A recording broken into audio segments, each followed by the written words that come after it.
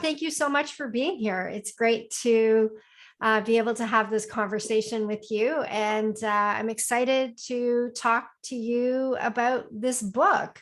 I'm curious though, what are all those Post-it notes? That's me trying to remove stress from my head and get it out onto paper. I'm a super ADHD. So for me, it's like we had a product launch on Monday, and any sort of complex project planning that's in my head just leads to wild anxiety spirals. So even though it's messy, it looks messy and it is messy, but at least it's out of my head and I can go look at it and deal with things Post-it by Post-it now. So do you write your books that way too? Like, do you actually use Post-it notes to gather your ideas and then sort and organize? I typically use teaching as the first step in my writing journey. Although the book I'm working on now, which I guess will be my fourth, is a little bit different because it's a book that I'm writing as I learn something rather than after I learn something. So there's a very different process there. That one's a lot more research heavy, where I am taking the notes and collecting ideas because I'm like collecting the knowledge as I go. Right. Traditionally, I teach, I run workshops, I run courses, I do help people one-on-one. I test the ideas that way. And once I can tell that the ideas are working for people that way, they're getting results, and I'm like, yeah, this is something I care about. I think I've got an angle on it, or I think I've got a group of people that my version of it serves who are poorly served. Then the first draft tends to come out really easily because the teaching acts as a version one, as a prototype for the book itself. And so I tend to just lock myself in a room for a week or two, pound out the first draft, do a couple quick revisions, and then I go straight into early beta reading while it's still a mess. And that's where the real work begins, is the iteration with readers. And that's where I spend probably 80% of my writing effort, is that beta reading, revising stage. So when I looked at your book, the first thing that my brain wanted to do is it wanted to map out, 8 to 10 chapters and then put, 6 to 8, sub bullets below each as a map for how I would write the book. If you do it through teaching, is that the approach that you would take, and then just kind of fill in the sections to me, for that first draft? The foundation for a workshop or a course and the foundation for a book are exactly the same, which is a list of learning outcomes and then supporting points. So when people build, like for this particular type of nonfiction, right, I call it useful nonfiction. The idea is people are picking up the book not for entertainment, because they want some outcome. They want to learn how to do something, to understand something, to achieve something, to get over something. And so that's kind of the big outcome. It's the promise that you put on the cover. This book will help you blank, right? It's going to help you do something or learn something or be something. And so, okay, what do they need for that? It could be knowledge, it could be habit change, it could be understanding, it could be kicking old habits, it could be raw information. It could be the right set of examples and stories and anecdotes. It could be a voice that resonates. Anyway, there's all these things, right? Right. So you've got the main takeaway, the promise of the book. Then you've got the big learning outcomes, which are often become chapters, but sometimes that structure doesn't work. Like in this wonderful book, I don't know where I put it, several short sentences about writing. By Verlin. It's incredible. He talks about how sometimes you start with these beautiful, sensible structures, and then you end up feeling imprisoned by the structure you chose at the beginning because it doesn't work for what's coming later. Yes. But I still start with that framework of like learning outcomes and then supporting stuff, takeaways, knowledge, whatever it is. Now, the final book may end up getting sliced and diced. Those don't necessarily appear in linear order, but that's the education design, is the structure. And I try to test that first with teaching, with coaching, with helping, with however I can, because the last thing you want to do is pile down 50,000 words and then realize the underlying education design is wrong, right? Right. I love that though, because I think I'm a really good teacher. And so if I were to shift my approach to writing the book to one that is more, like as crazy as it sounds, a bunch of bullet points on a PowerPoint slide, because that would typically be how I would start roughing out, material. If I was going to be teaching a workshop or a course, then it would allow me to actually think about the book through a different lens that might not make it so intimidating. And then that's a great segue from the book to the course too. I love when we have this little authors community, and I love when people come in and they say, this is my first book, but I've taught this stuff for years. And I always tell them, you're going to do amazingly, because you've already done the hardest part. You've built the reader empathy. You've built the understanding. Like I talk, everyone's had these experiences where you read a book and you're like, I can tell that the author is very smart and very good at this, and yet I have received nothing from them, because for Yes. whatever reason, their expertise either hasn't reached the page, or what's in the page hasn't reached your head as a reader. And when you're a teacher, you're seeing people's faces, you're seeing the confusion, you're seeing the disbelief. They're saying, I hear what you're saying, but I'm not going to do it. And in a workshop, you can sort of plow over that, because you've got the authority of the teacher. But as an author, they're simply going to put your book aside, not come back to it, and not recommend it. That's a death blow to a book. And it's so hard to get that kind of feedback in a manuscript, and it's so easy to get it face to face. I would feel at a huge disadvantage. I would honestly rather write a book without a computer than without being able to talk to my readers and try to teach them what was in the book. It just saves you so many rewrites, right? For sure. So what is your core business? So I came out of the tech startup world. When I was 24, I wanted to be an academic. I was in the academic path. I was actually starting to write a textbook. I'd gotten my my master's degree covered, because I was designing a course and writing a textbook along with this great professor who was super fun. And he was just letting me go wild. I don't know what he was thinking, just letting this like crazy 24-year-old build this course. But he did, and I was having a blast. But then the more I learned about academia, I was like, ooh, there's a lot more bureaucracy here than I had expected. I thought it was a very pure, this shows my naivety, but I thought it was this very pure, like intellectual arena where the best idea triumphs, and you don't have to play the corporate game. And I was like, well, once I got into grad school and I started being friends with professors, I realized I made a terrible mistake. And then I found out about startups, and that felt like the pure battleground of the minds that I'd been searching for in academia. So I dropped out of my master's, I went into startups. And we raised from great investors. We had semi-success, but then we failed. We got the millions of dollars. We were on the big TV shows. We were in the newspapers, and then we failed. And one of the big reasons was that I was a programmer, an introverted programmer with social anxieties. And it was my job to do these, $50,000 sales pitches. And I was reading every book about sales. I read so many. I was spending so much time trying to learn. And those books just failed me. No matter how hard I worked, I could not learn the information. Later, I realized I'm a dummy. I should have just hired a coach. But at the time, that wasn't even in my orbit.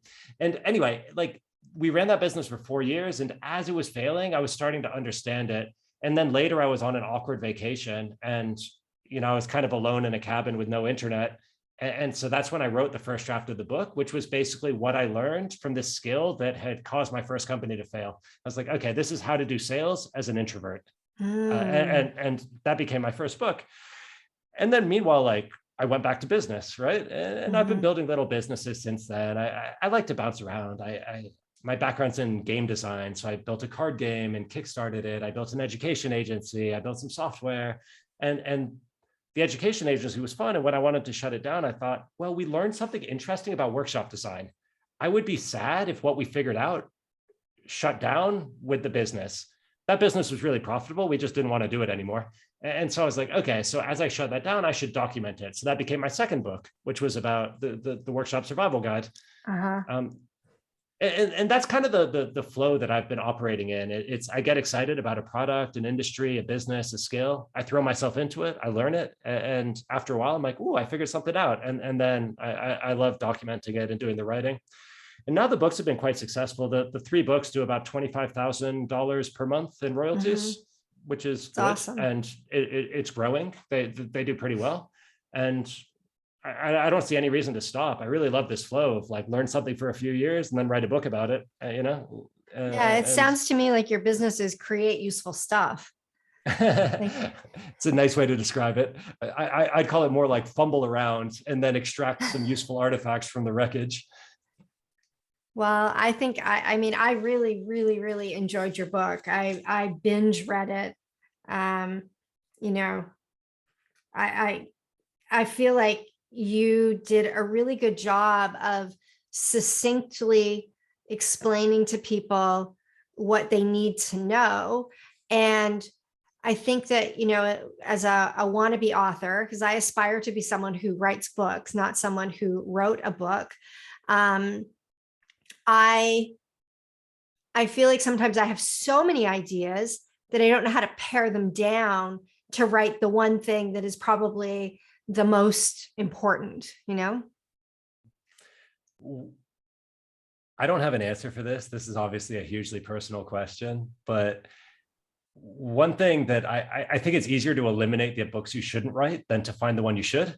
And there's a lot of books that are great ideas for somebody else, but they're not a great idea for you.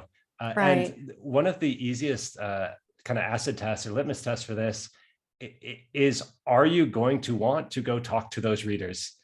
And sometimes people join our little authors community and they're like, yeah, I know so much about marketing. I should really, marketing for small businesses. I should really write this book. I got to do it.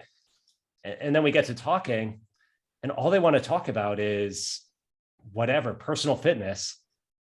And like they're doing the marketing to pay the bills when their passion is something else. And the idea of having to spend more of their day talking to people about marketing and like understanding these, they're like, man, I'm so done with this. It's like, look, you can write the book, you can put the words down, but you're going to skimp on all of the other work about the feedback, about the iterations, about this and that. You will write a book, but it's unlikely to be a successful book unless you're excited to spend the time really building that reader empathy and reader understanding. So that's my biggest thing is like pick readers you like hanging out with and don't go into a book cynically. Books can be really good passive income. They can be a really good asset, but they aren't always. And it's still a long journey to get there. So it has to be something that you would have done due to the intrinsic reward of it. Yeah, for sure. What kind of budget do you recommend people have when it comes to writing a book? Because, when I look at the back of the book and I read through some of the things that you recommend in terms of, copy editing and a freelancer. And I know from my own experience, you need somebody to do the galley layouts, you need the cover design, like there's a whole bunch of stuff. And I think that sometimes people underestimate what the front end investment really looks like in getting a book off the ground. Do you have any recommendations on what people should be thinking when it comes to that? The cheap version is around $1,000. And this I would break down is approximately 200 to 300 for proofreading. You really don't want to skimp on proofreading. 500 or so for copy editing, for a one-pass copy editing. But this assumes that you've already done a lot of revision yourself and that you're capable of doing the big picture structural and developmental editing yourself, and either with the help of writing buddies or with a lot of patience and beta reading. You can find all of these, like the developmental, the structural stuff, especially if you begin with teaching or you begin with deep reader understanding. You can get the structure right. And then it's like, okay, my sentences are a little awkward and ugly. The copy editor will take care of that in one pass. And then the proofreader will polish it. The expensive part of hiring help for a book is when someone's with you through the whole process of multiple iterations and restructures and rewrites, just because that's so time consuming. A good developmental editor, you're looking at anywhere 5,000, 10,000, sometimes even more, if you want someone who's really your book coach through that process and they're reading every revision. That's an expensive luxury. Some people need it. Some people don't.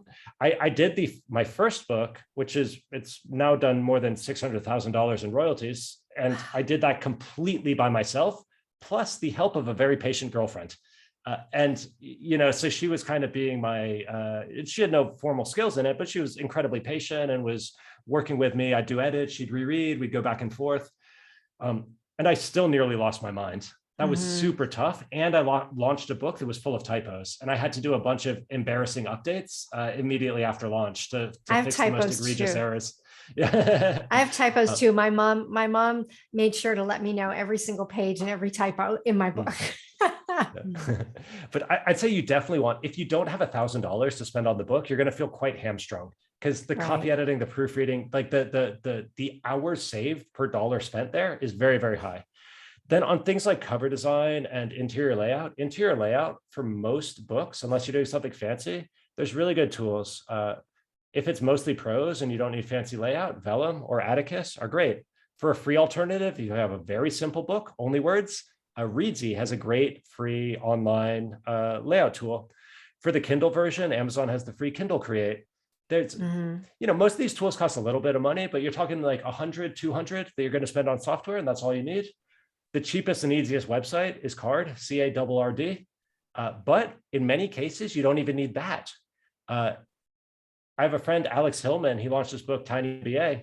He didn't even have a website. He said, hey, it's coming soon. He said this on Twitter, on LinkedIn, anywhere he had a little audience. He said, if you want early access, just email me.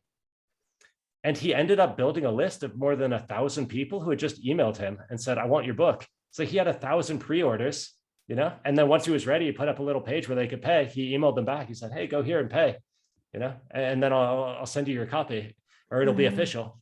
He did his whole book launch without a website. Excellent entrepreneur. He easily could have, but he just thought, I don't need one.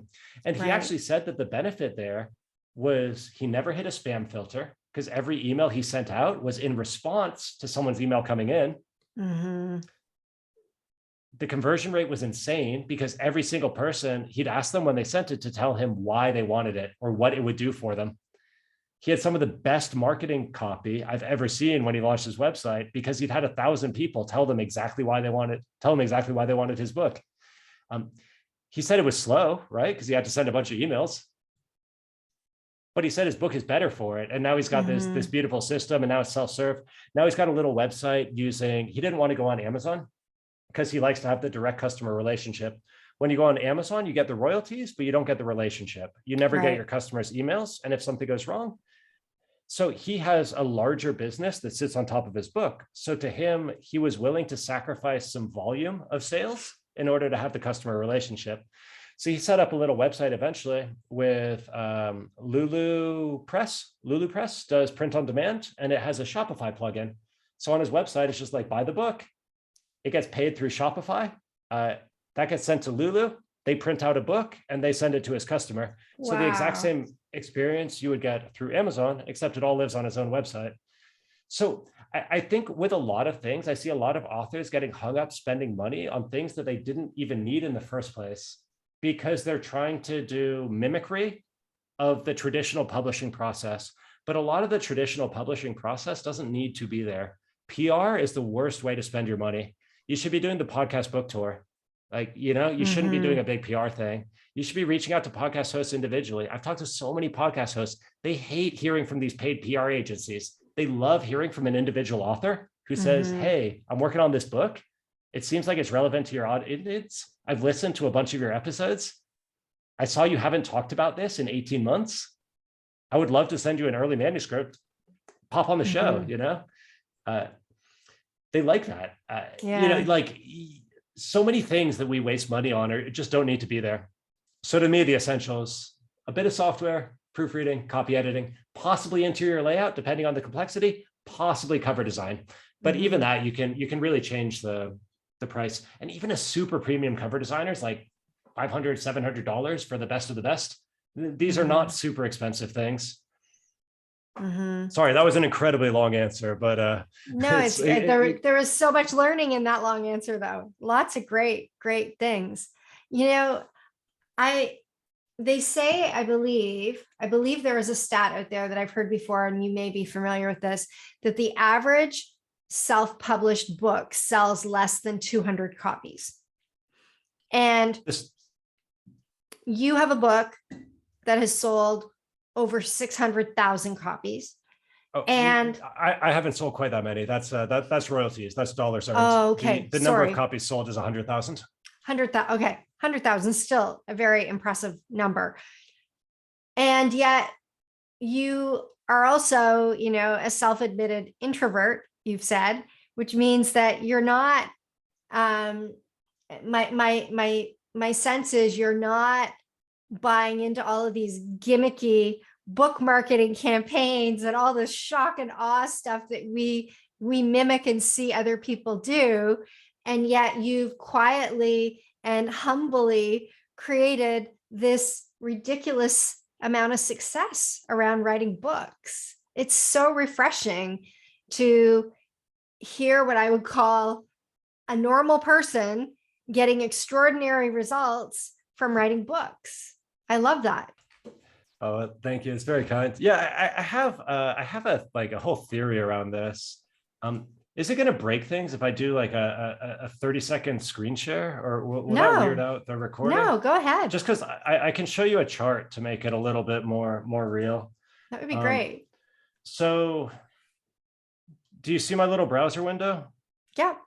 Yeah, cool. So this is my first book, the book you mentioned, the one that's done 600,000 in royalties. So it came out in 2013, and you can see 0 launch spike, right? What I did is I tried to, my theory was that I need to give it to a few people. So I got it out to 700 or 800 people who I thought would be good audience or good readers for it. And then I thought they'd either recommend it or they wouldn't, and the book would live or die on its own merits. So I ignored the book. And then sometime around here in 2016 is when I looked at it again, because by then it had grown past 3,000 a month in royalties. And I thought like, okay, this is a real asset. I should try to optimize it and develop it a bit better. So that's when I rebuilt the website. I fixed the Amazon page and it started growing. And it now does between 12,000 and 14,000 a month. This ends at 2019. And this one is this is New York Times bestsellers in nonfiction. This is the average performance. And so they peak at within 12 weeks. And then within the end of the first year, which is here, this is a logarithmic y-axis.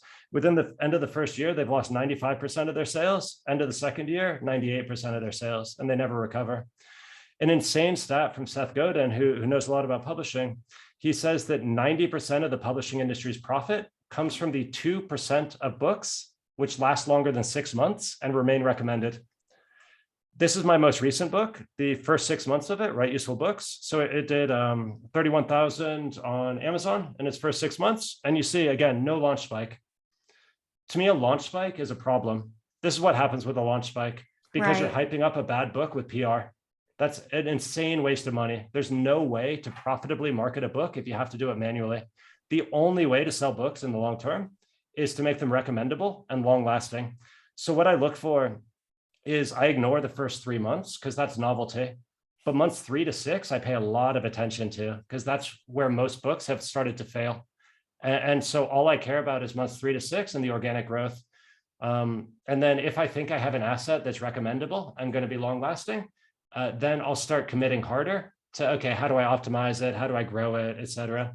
Write Useful Books has a bit of an advantage. I've given that one a lot more hands-on marketing, because I'm building more of a business around it. We have software for beta reading. We have the authors community. And so it's kind of like with Alex Hillman's book. I'm not just selling a book. The book is the beginning of a relationship with my other products. So it makes more sense for me to market it. With my first 2 books, I set them and I forgot them because I'm like, my life is outside the book. I don't want a job as a book marketer, but I work so hard around the recommendability. And my theory for that is that it needs to solve an important problem, like a painful problem, a problem that's painful enough that people will complain about it to their friends or their coworkers. For example, like, oh, I just moved to a new country for this job and I am so lonely. That's enough. Just mentioning the problem verbally. And someone goes, oh, lonely in a new country. I know the answer to that. It's this book. Or someone goes, oh, I'm trying to do sales. It makes me so miserable. Oh, I know the answer to that. It's this book. It's not always a book, but people need to express their problem, or someone else needs to be like, you know what you need? This is your problem. You need this book. And so I think about that recommendation loop. I go so far as to write it out. I go, what is the social situation people are in where they verbalize this frustration and someone recommends the book back to them? And I've had quite a few books that I took to draft stage and then threw away because I realized there was no recommendation loop. And I couldn't figure out how to adjust the book scope to fit it into the conversations that people were already having and the problems they were already having. And I don't want to have to convince them to read my book. I want my book to fit into what they're already trying to do. And again, that's why like it helps to start with teaching and reader empathy. And you can't just write your book like a mad scientist locked in a basement somewhere. You need to be in contact with the people you're serving, like any other product designer. Right. Or you can, but your book won't be as good. So talk to Unless me you get about, very lucky. That's the yeah. winning the lottery strategy, which does occasionally happen. And I hate when I see those case studies. Someone goes, yeah, I just locked myself in a room and it worked. You know, it's like, Yeah. yeah, you're the one in a million, you know, you can't spread that story. That's not repeatable. What was the loop for this book? So Write Useful Books is that anyone who writes a book has people ask them how to write a book. I'm sure you've experienced this. Mm-hmm. It's like, my book's out, and then a bunch of other people come out of the woodwork and go, oh, I've always wanted to write one. That's it. That's the recommendation hook. Oh, I've always wanted to write one. Oh, I want to write one someday. Oh, I wish I could make the time to write my book, you know? Yeah, that's you're right. You're right. People always want to know, how do I do it? How do I approach it? Where do I start? Mm-hmm. Yeah. So can you talk to us a little bit about the software and your author community? What is that all about? Yep. The software is specifically for beta reading. Mm-hmm. So there's a couple. So beta reading, the way it used to work, and maybe you've been through this, it was a nightmare. If it happened at all, it was so bad that people didn't even do it, was to email out PDFs and then go, let me know what you think. And it's like, all right, you hear nothing, you know, for weeks. And you're sort of like, hey, how's it going? And they're like, oh yeah, working on it. Be back with you soon. And it's like, you still don't know. Have you started? I've been one of those readers. Yeah. And then you're like, well, I guess I'm not going to hear anything back. So you start working on the next version.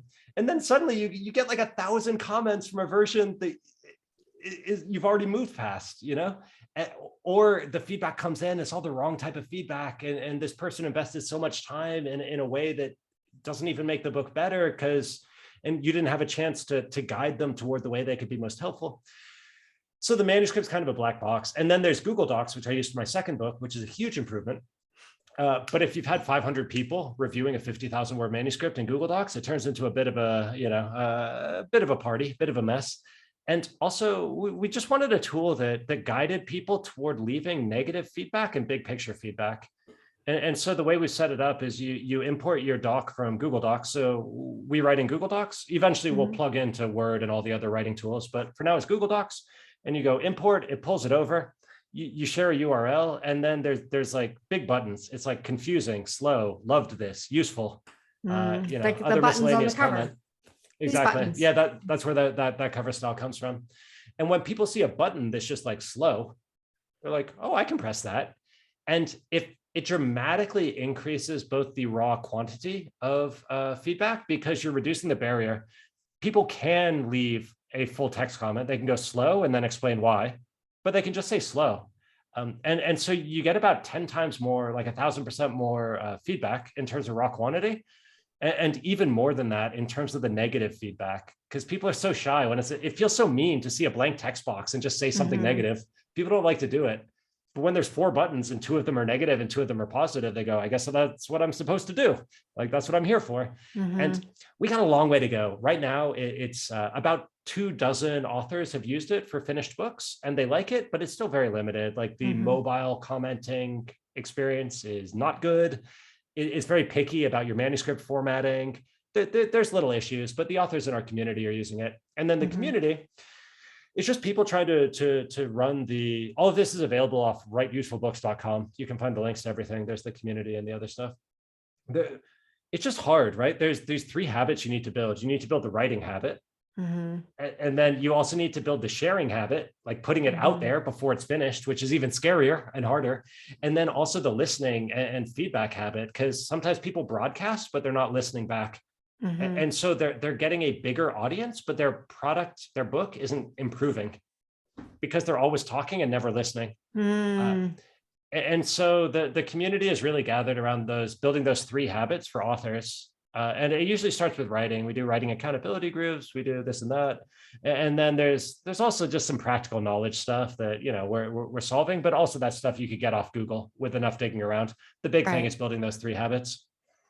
Right. And being part of a community of like-minded people, I'm sure is helpful, right? Especially if you see other people progressing, you don't want to not be progressing. Yeah, we had a writing group today. We do little writing accountability groups. We check in, how did your last week's writing go? What's your focus? And in the middle of it, we just turn off our mics and write for 30 minutes. And we had a new member who showed up for his first one today. And I guess he hadn't read the event description. So we did our little intros, we're chatting, we're having fun, and we're catching up. And then I'm like, all right, turn off your mic, we're writing. And he's like, what? I haven't actually written anything on my book. I've been thinking about this for months. I have to write today. I'm not ready. And he's like, but he gave it a try. He was a good sport about it. And he came out afterwards and he's like, so I've started my book. I'm like, all right. And he's like, that's what we're trying to do here. And he's like, that's great. So what are your writing habits? I write first thing. I am very, let's call it tightly strung with work. If I open my inbox, the anxiety gets deep. And once I'm anxious about all this work drama, I'm not in a headspace where I can do my writing. So, and writing is also the most rewarding part of my day for me personally. If I've done my writing for myself and then the rest of my day goes to hell, I'm still pretty happy with the day. If I don't do my writing, every little frustration in the day cuts me so much deeper. And so I wake up at 7:30 now. I resisted structure for a long time, but I've recently added it and it's great. So I wake up at 7:30, coffee, chess, walk the dog.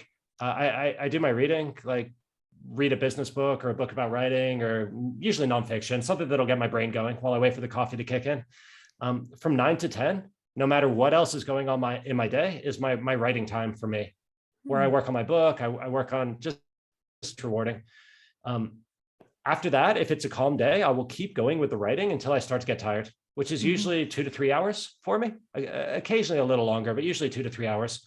But these days I have a lot of business obligations. So at 10 o'clock after the hour, I'm like, that's my writing time done. And then I do a little transition ritual. I switch to a few minutes of daily pages. So just brain dumping, where it's like, what's holding my attention hostage, get it on page. And that's where my to-do list for the rest of the day comes out. And that's my ritual to transition from kind of the deep focused work of writing to the more like frenetic task-based work of the rest of the day. But my favorite days, what I love most is where it's a blank calendar and it's just write until I'm tired. And then in the afternoon, have some beers and be happy because, I've done what I wanted. So do you write every day, including weekends, or Monday to Friday? I usually do a little bit every day, but I'm not super religious about that. I didn't this past weekend, for example. We went up to the mountains to go skiing in the Pyrenees, and that was nice. I didn't do any writing there. There's also times where the correct way to move your book forward is to step away from it for a couple of weeks. Especially during beta reading and between revisions, sometimes you can get too stuck in the weeds. And well, I shouldn't say you. Sometimes I get too stuck in the weeds. And the best thing I can do is just put it on ice. Also, with beta readers, you really want the negative feedback. You want them to show you what is wrong with your book through both their actions and their words and their behavior. So that they tell you they're confused. They tell you they think you're being pretentious. They tell you that you don't understand the industry. Like that's what you want to make a better book. But if you're already like, again, let me move this to first person. If I'm already ground down with other life stresses, if I'm like having a tough time at home and like work's really stressful and I haven't been sleeping well, then receiving that sort of negative feedback in a positive mindset is really difficult.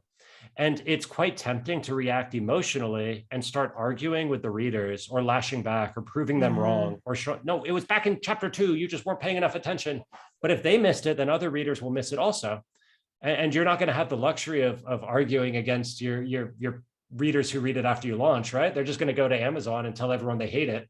And so part of it also is for me is managing the emotions during the beta reading and making sure that I am in a mental and emotional state where I can take negative feedback constructively. How do you do that? And thankfully. How do you do that? How do you get time away from the book? So just, time away and coming in with the perspective that I want the critical feedback, right? What I want is I started writing the book, any book, this is true of all of them. I started writing it because there's an idea I care about. And I want that idea to go out into the world. And I want that idea to take root and grow and survive and thrive. That depends on more than me. Like what I've got is the seed, but the soil, the context, everything else about what to do with that seed isn't about me. It's about the readers. And so the mindset I try to get into is there's something here I care about deeply. I am in no way building a book by committee. I am trying to put the bit I care about into the world in a way that will survive. But that second part, in a way that will survive, that's the compromise, because that's about the readers. That's not about me. And so I'm not going to write a book I didn't want to write. I'm not going to say yes to every request, but I am trying to be deeply aware of where they get frustrated, confused, bored, where I say something ambiguous and they thought I meant it differently. Because anything that's like, it's giving your seed better soil. The more of that you can understand, and it's giving it a better chance at success in life. And also with books, an interesting thing is that all the values in the future. So if you believe my thesis from earlier, that the only sustainable way to sell books is through word of mouth. Word of mouth grows as a percentage of your current audience, right? It's as hard to get from 1 to 1,000 readers as to get from 1,000 to 10,000, for example. That math isn't exactly true, but you know what I'm trying to say. Yeah.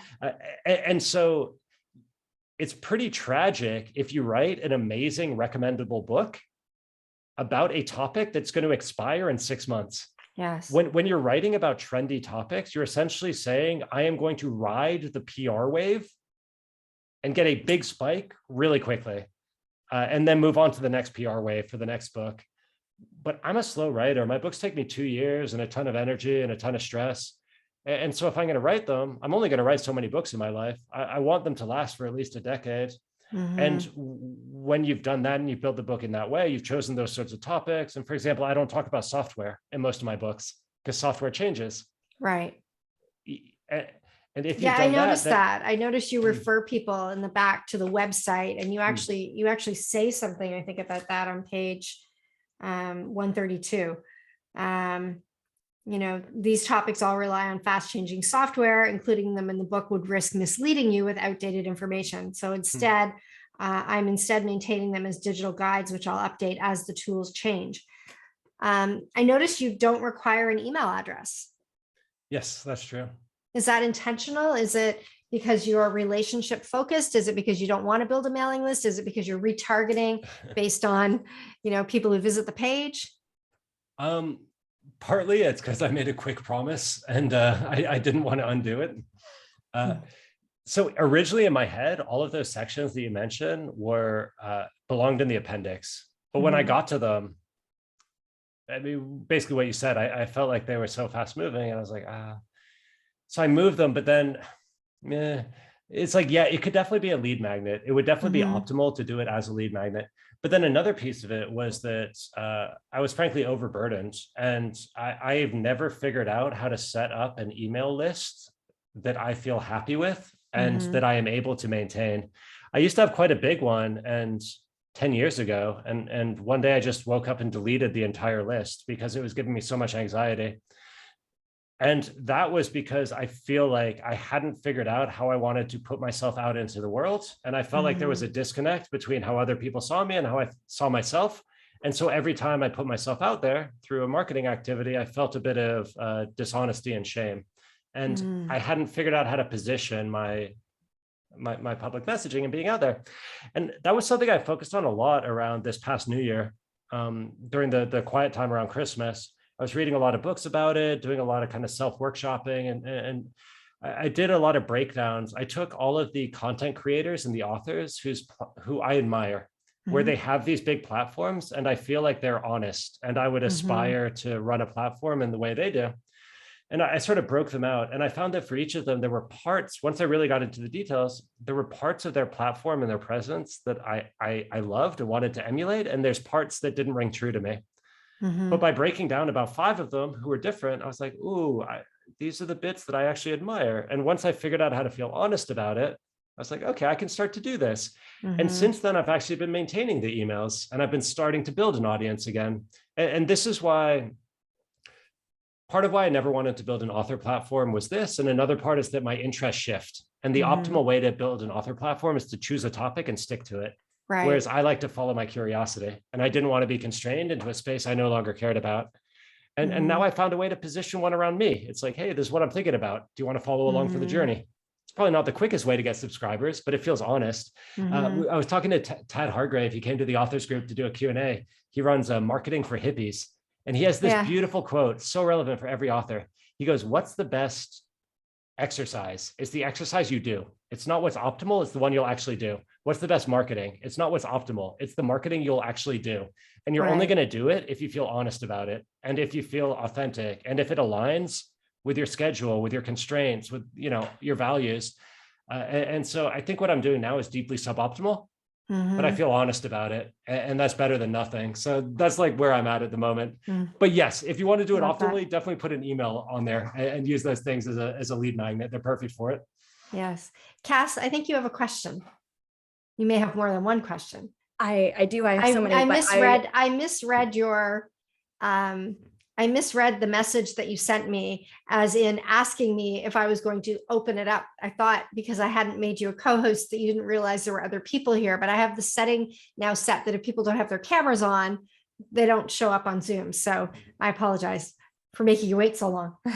No, of course. Hey, Cass. Hello, it's nice to meet you. I am Cass. I am Lisa's marketing team and program manager. And yeah, I have a million questions, but I will keep it to my top question, the one that I've been thinking about since I started reading Write Useful Books. And essentially, you talked about briefly being that crazy 24-year-old. And I think I am in that stage of my life right now. I'm 25, and I really, really want to write a book for so many reasons, because I think it'll be extremely rewarding, and I think I have it in me to create something useful. And now I have the tools to do that as well because of your book. But I cannot for the life of me figure out what I have to offer other people, because I'm only 25, and my experience at my adult life so far has not been very long, and I haven't experienced a ton of things. So what is your advice to somebody in my stage? Do I have to wait 5 years or 10 years before I have enough value to offer? Or is there something out there that I can actually write and that people will enjoy? So I felt so much uncertainty about my first book. I started the first business at 24, and basically all I'd done was screw it up, right?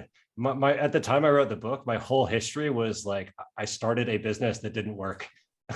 Like my credentials were like, I am writing a book about sales, and my credentials is I am really bad at sales.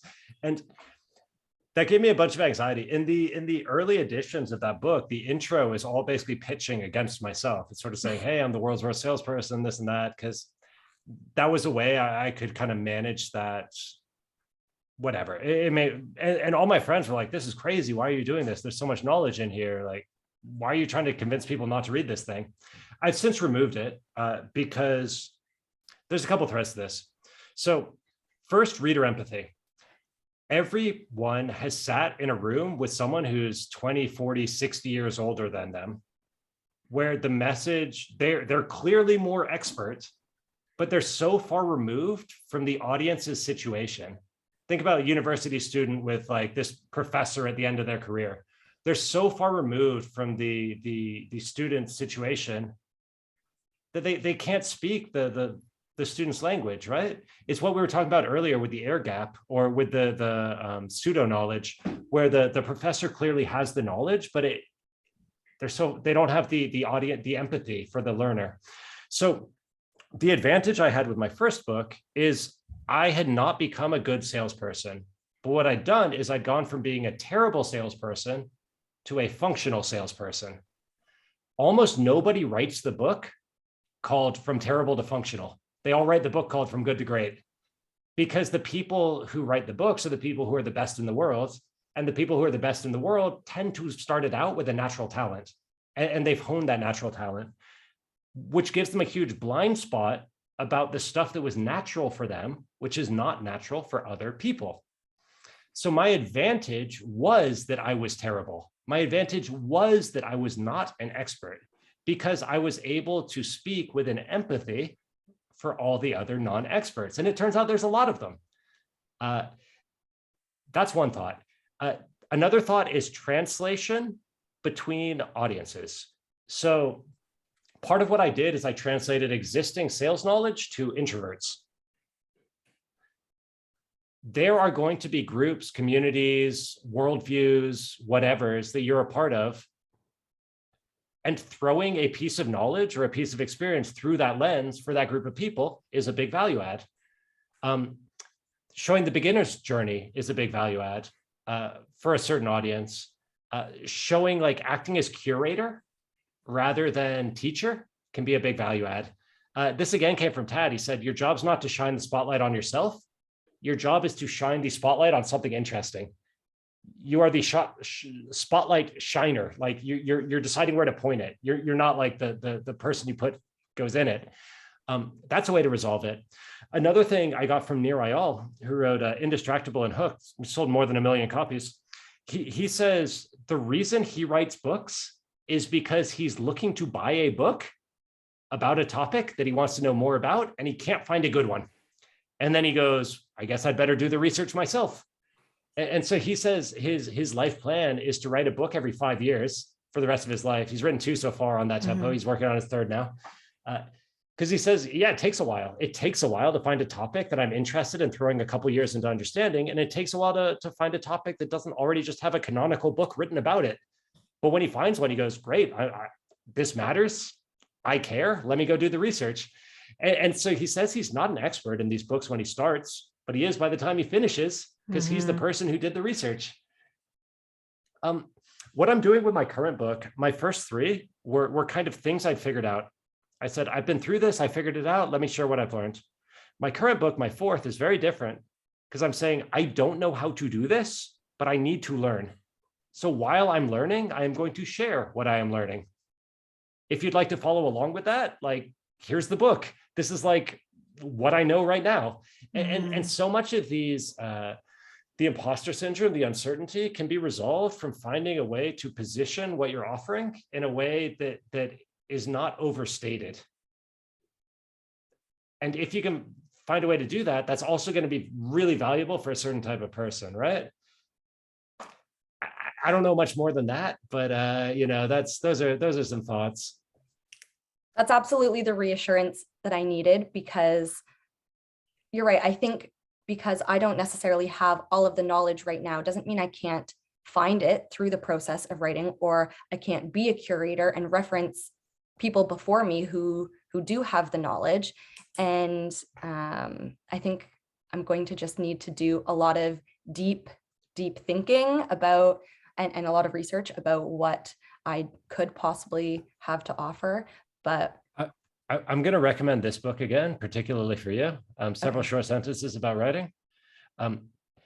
Because one of the points he makes is it's almost the opposite of write useful books. And it might be a helpful counterpoint, because I'm kind of a weird person and I have kind of an extreme worldview. And Verlin Klinkenborg is also a weird person with the opposite extreme worldview. And it might be helpful for you to have both of those. So what he does is he really lashes out against the tyranny of structure. And he says, like, follow your sentences where they lead you, you know, don't start with a big plan. And he has this wonderful quote. I was just flipping through it to try to find it, but he has no sections or chapters or titles in this whole book. It's just like a big long string of sentences. So it's impossible to find things. But he has this quote where he says, the value of your book, like the authority of the book, it doesn't come from your credentials. It comes from your writing itself. It comes from the fact that you are clearly conveying your perspective on a thing. And he says, again, he's the exact opposite of me. Like I say, choose your audience, write for them, like structure it. He says, don't. He says, like, what comes first is the sentences. And when you put them out into the world, the audience they were meant for will find them. He says your audience finds your sentences. You don't write your sentences for your audience. And he's like, you'll be surprised, like by both. And, you know, maybe that will resonate more with you.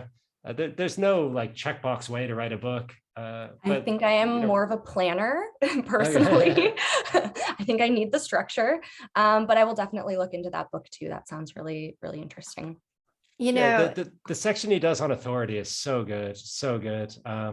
I'll try to find it, Lisa, and send it in, because maybe some of your other members or listeners would enjoy that particular section. So powerful. Yeah, for sure.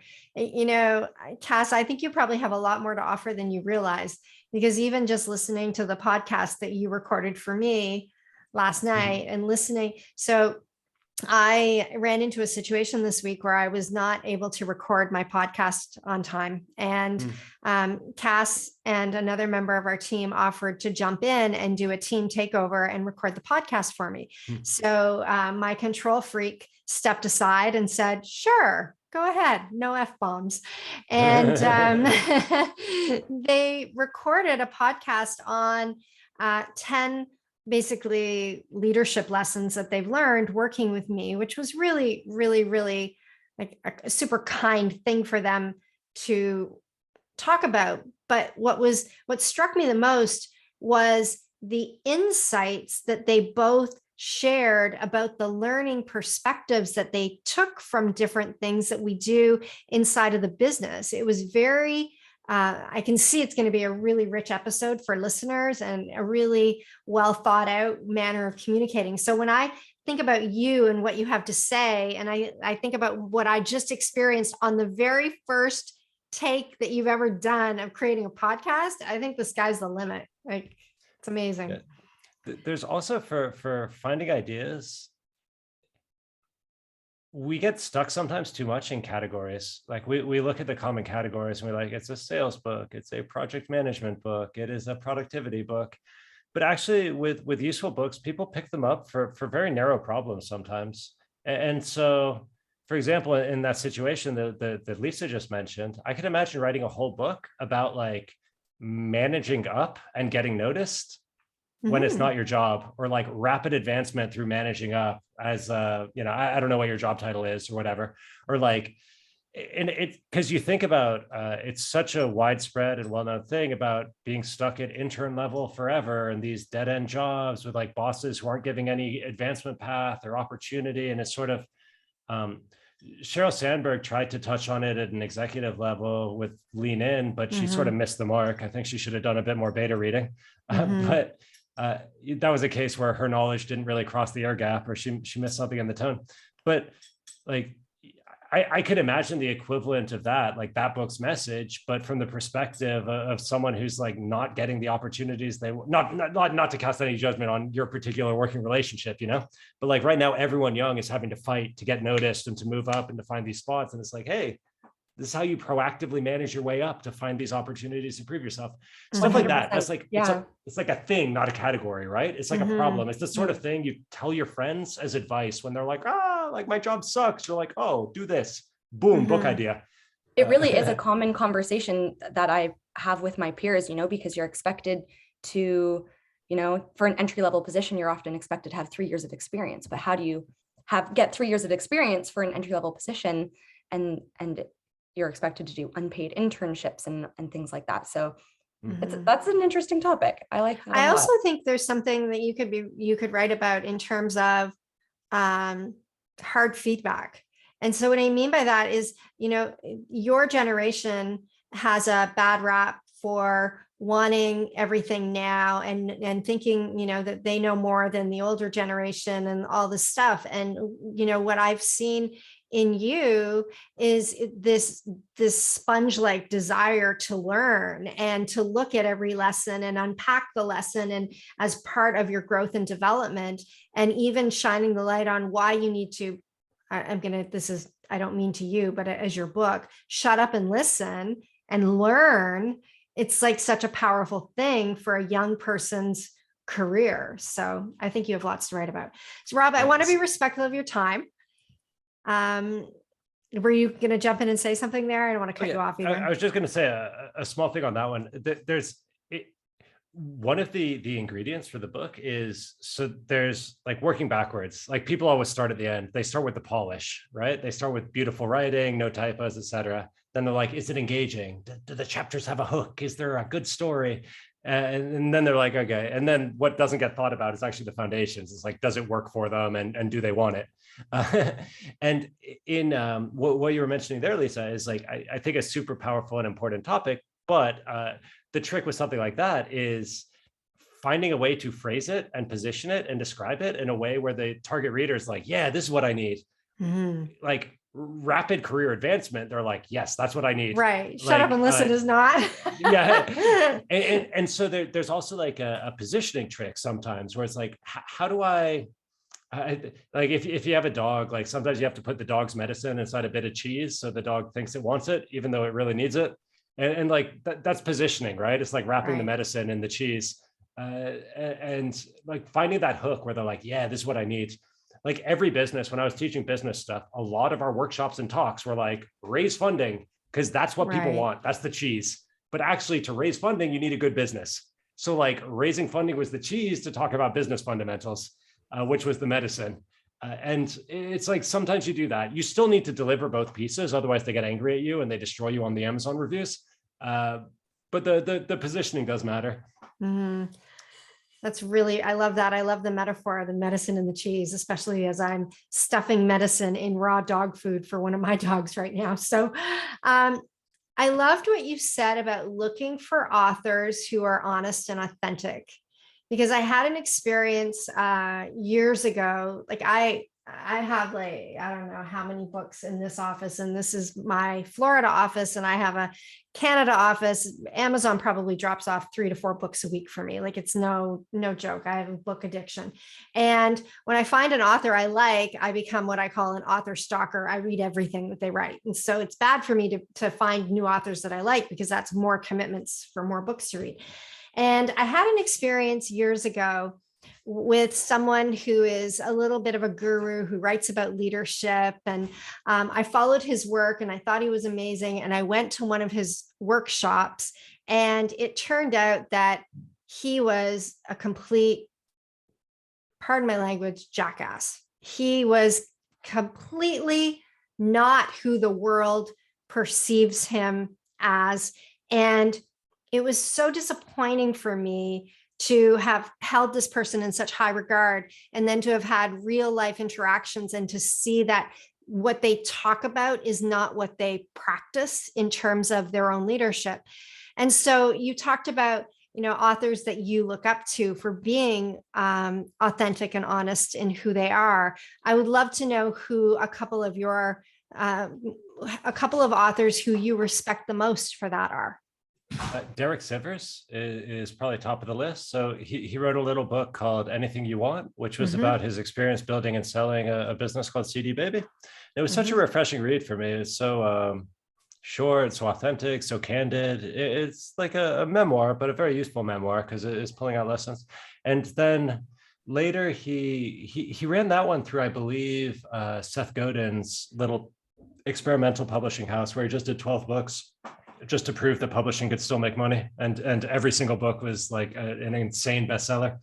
But I guess we're not all Seth Godin. So, and then after that, Derek self-published his next 3 books, and he released them all together. And what I liked about his approach is he writes articles and blog posts and sends emails very much on his own tempo. So something I'm conscientious about is that I don't do well with deadlines and with requirements. I really value my freedom and flexibility. So one of my struggles against email platforms and newsletters is I'm like, wow, I'm signing up for a job that I need to do for every week for the rest of my life. And with Derek, there's often months between his emails. And when he sends an email, he's like, hey, I had a couple of thoughts that you might find interesting. One's about kids, one's about dogs, 2 are about business. Here are the links. That's it. And that is not an optimal email, right? That's not super clickable. But as people get to know Derek's work, they know that each one's going to be thoughtful, it's going to be authentic, and they're infrequent. And he's built a significant platform by doing this. And when he announced his book, I think the first one he announced of the trio was Your Music and People, which was basically marketing lessons and networking lessons for breaking into the music industry. But there's a lot of generalizable stuff for any creative. He sold $250,000 worth of pre-orders before he'd even publicly announced it, just by sending an email with a link. And no salesmanship, just like, hey, I'm working on a new book. It's about the music industry. Here's some information if you want. And what I love about that is two things. Like, I love that it is very zero pressure. He is not trying to optimize it. He's just trying to give people the option. He's saying, hey, here's what I'm working on, just for your information. You said you wanted to hear from me. Here's what I'm doing. There's nothing fancy. And then I also love it because it's on his own schedule. I don't know if you follow the, like, you know, the industry of YouTube stars and Twitch streamers and all of this, but they are having mental breakdowns like you would not believe because of the requirement for consistency. They can never get a day off. There was one famous one. He took a month off of streaming because he needed like a mental break.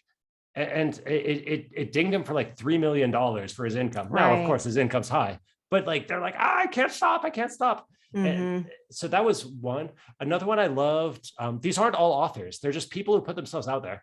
So from Gary Vaynerchuk, I don't like his content, but what I love is that he's built very time efficient systems so that he can do an hour of work and get a month's worth of content. So Gary's very good at the systematization. So from Derek, I learned it's okay to be suboptimal. And you can do it on your own tempo. You don't need to lock yourself to a schedule. From Gary, I learned you can build a system to multiply your efforts. You know, you can use the team, you can use automation, you can use process. From Chamath Palihapitiya, who's kind of an investor. He's the CEO of Virgin Galactic and a big investor. He's out there a lot and he gives very strong opinions. He's like, this is stupid. This is never going to work. And then a month later, you see him and he goes, hey, just so everyone knows, a month ago, I said this was stupid and never going to work. I was totally wrong. And these are the reasons why. And I was like, oh yeah, you can unwind your beliefs, even if you state them strongly. Like, it's okay to have strongly held beliefs if you're also willing to correct yourself publicly. Right. So that makes me feel more authentic. There were about 5 of them that I felt strongly about. And I cobbled together pieces from each of them. And I'm like, okay, I'm going to take strongly held or strong opinions that I'm willing to roll back from Chamath. I'm going to take systematization from Gary. I'm going to take choose my own schedule and don't optimize from Derek. And by rolling that together, I started to feel really comfortable and it's working. Like, I'm deeply suboptimal with what I'm doing, but at least I'm doing something, right? Like the best marketing is the marketing you'll do. And now I'm back in that game. It's awesome. Love it. Love it. I'm familiar with Derek. I read that book, the first one about CD Baby. And I Anything you want. Yeah. It was a really good book. And I just finished reading this book, and David C. Baker's introductory letter is actually a no thank you letter from Derek Sivers. Because Derek asked him to write the foreword for the book and he replied back and said why he couldn't. So he used that as the foreword for the book, which was awesome. So, all right, Rob, this has been great. I feel like I could, chat with you all day, and I know it's late for you, and I want to say thank you so much for being here with us today. And thank you so much for the useful book and for answering my email about the word count and for saying yes to this conversation. I am a fan. I will be a book recommender for you and continue to be. And we really loved having you here. So thank you. It's been my absolute pleasure. And if anyone wants to track me down, all my latest kind of writing and work in progress, everything's at robfitz.com, ROBFITZ. You can find me, you can ask questions. I'm easy to track down. Would love to see you there. Thank you so much, Lisa. Thank you so much, Cash. It's been an absolute pleasure. And I hope everyone here writes their book. I want to see it out in the world. Yes. Thanks, Rob. Take care. Have a great rest of your day. Bye, everyone.